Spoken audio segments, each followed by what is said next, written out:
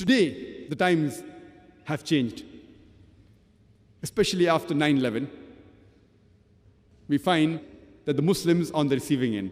There is virulent propaganda about Islam on the international media, whether it be the international newspapers, the international magazines, the radio broadcast stations, the television channels. There is virulent propaganda about Islam. They are bombarding people with misinformation about Islam. It's the duty of every Muslim that he tries to remove these misconceptions. There are various styles of doing dawah. The most commonly used is that you speak 1,000 good things about Islam to a non-Muslim.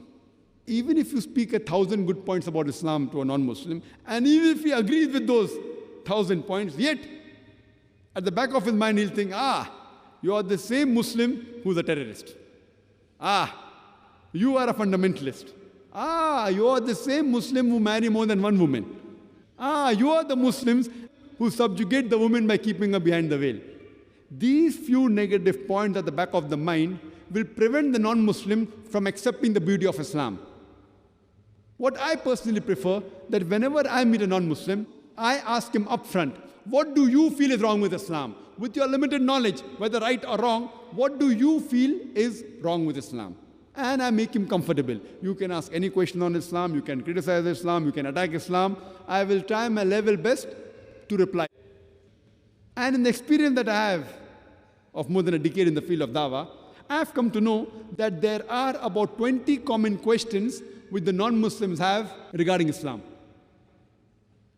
And when they ask you 3 or 4 questions, invariably it falls amongst these 20 common questions.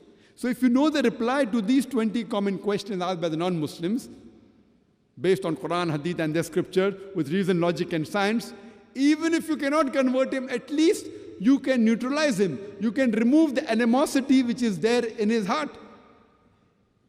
I've written a book called The Replies to the Questions Asked by the Non-Muslims.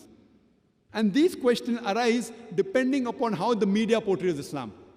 And today, the number one question is regarding the Islamic word jihad. It was number 5 on the list previously. After 9/11, it became top of the charts. The others have come behind, but it's yet there.